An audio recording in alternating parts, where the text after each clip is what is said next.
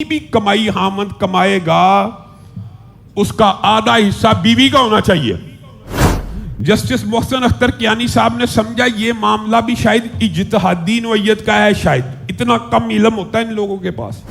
یہ حصہ کس نے طے کیا ہے؟ یہ وصیت کس نے کی ہے؟ اللہ کے واضح حکم سری نص کے بعد کیا اجتہاد کی اسلام میں گنجائش موجود ہے؟ آپ نے یہ جو نصف کا قانون اپنے دماغ سے حذف کیا، کہاں سے کیا؟ یورپ سے۔ آپ نے قرآن پاک کے واضح اور سری حکم کے خلاف ایک آواز کو بلند کیا۔ ایسے فیصلوں کو ہم ردی کی ٹوکری کے لیے، اس کے لیے بھی ردی کی ٹوکری کے مناسب بھی نہیں ہے یہ فیصلے۔ اس فیصلے کو حکومت فی الفور واپس لے، سپریم جوڈیشل کونسل میں ان جج کے خلاف امپیچمنٹ کی کاروائی ہونی چاہیے۔ یہ فیصلہ بعین ایسا ہے کیونکہ یہ اللہ نے، یہ حصہ اللہ نے آسمان سے نازل کیا۔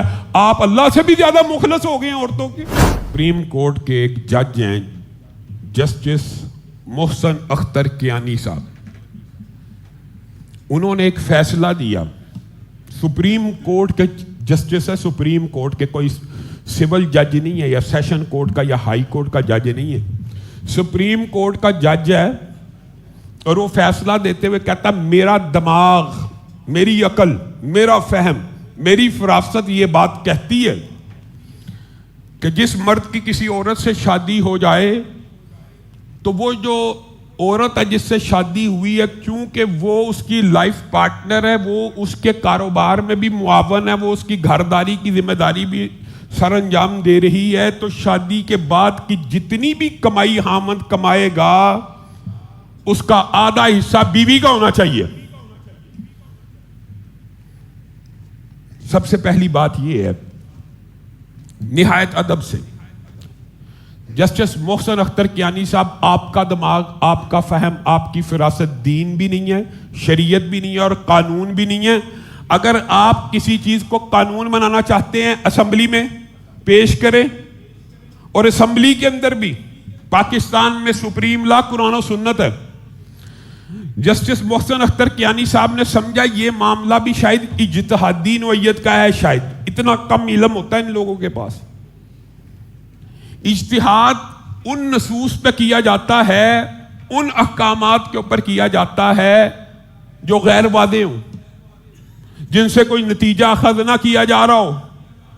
جبکہ خاوند کی جائیداد میں بیوی کا جو حصہ ہے یہ مبہم آیتیں نہیں ہیں، یہ مبہم احکامات نہیں ہیں، یہ اللہ رب العزت نے اس قرآن پاک میں بطور وصیت یوصیکم اللہ، اللہ تعالیٰ نے بطور وصیت نازل کی ہیں کہ اگر تمہارا بچہ نہ ہو تو بیوی کا 1/4، اور اگر تمہاری اولاد ہو تم مر جاؤ تو بیوی کا 1/8۔ یہ حصہ کس نے طے کیا ہے؟ یہ وصیت کس نے کی ہے؟ اللہ کے واضح حکم سری نص کے بعد کیا اجتہاد کی اسلام میں گنجائش موجود ہے؟ نہیں موجود۔ جسٹس صاحب آپ کو اتنا نہیں پتا کہ اجتہاد بھی نصوص کی موجودگی میں نہیں ہوتا، اور یہ امت مسلمہ کا اجماعی عقیدہ ہے کہ بیوی کا 1/8 حصہ اگر اولاد موجود ہے، اگر اولاد موجود نہیں ہے تو کمپلسیشن میں 1/4 ہے۔ آپ نے یہ جو نصف کا قانون اپنے دماغ سے حذف کیا، کہاں سے کیا؟ یورپ سے، مغرب سے۔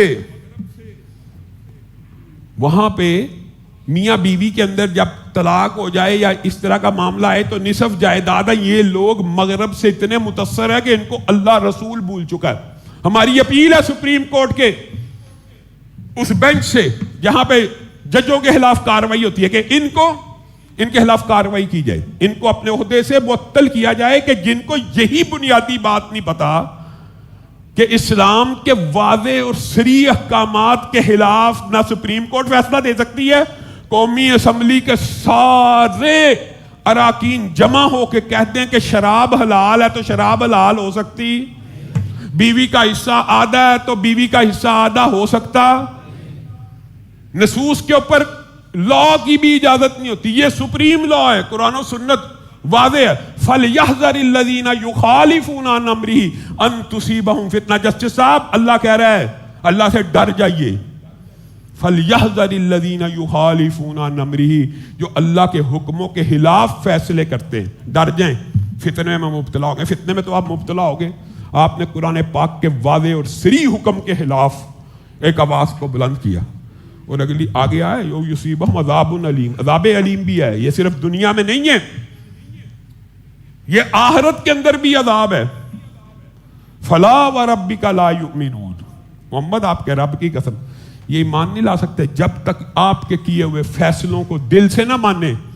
اگر دل میں کجی آ جائے فیصلہ مانتے ہوئے بھی بندہ کہ ہے تو اللہ اور رسول کا فیصلہ لیکن میرا دل مطمئن نہیں ہے۔